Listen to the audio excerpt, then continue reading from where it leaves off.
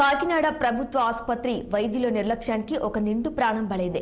Kidney వ్యాధితో బాధపడుతున్న భావన శిరీష మెరుగైన వైద్యం కోసం కాకినాడ ప్రభుత్వ ఆసుపత్రిలో చేరింది. ఆమె నీరసంగా ఉండటంతో రక్తం ఎక్కించాలని వైద్యులు నిర్ణయించారు. ఓ పాజిటివ్ రక్తం ఎక్కించాల్సిన స్థానంలో వైద్యుని నిర్లక్ష్యంతో ఏబీ పాజిటివ్ రక్తం ఎక్కించారు.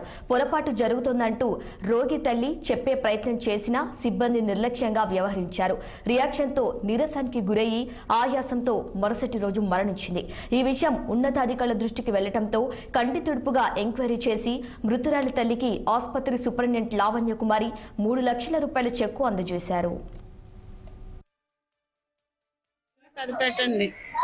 పాలకొల్లు పెద్దపేట అయితే మేము కిమ్స్ హాస్పిటల్కి వెళ్ళాం సార్.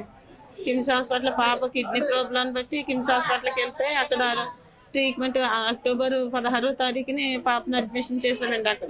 అక్కడ సీరియస్గా ఉంటే ఐసీలో పెట్టి వెంటిలేటర్ మీద ఒక 18 రోజుల వరకు ఉంచారండి.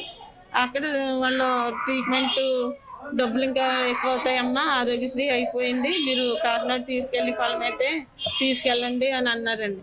అంటే మాకు ఇక్కడ రోజుకి వచ్చే 20,000 అవుతుంది, మీరు ఉంచుతారా, తట్టుకోగలరు?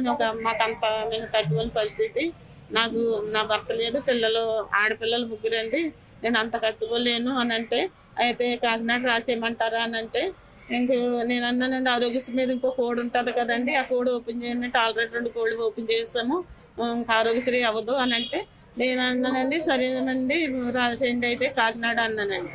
కాకినాడ నవంబర్ 4వ తారీఖున కాకినాడ వచ్చాయి. ఇక్కడ ఐసీలో జాయిన్ అయ్యండి. ఐసీ నుంచి జనరల్ వార్డు 5 అండి, M5లో అవి పెట్టారండి. 5 డేస్ అక్కడ ఉన్నామండి.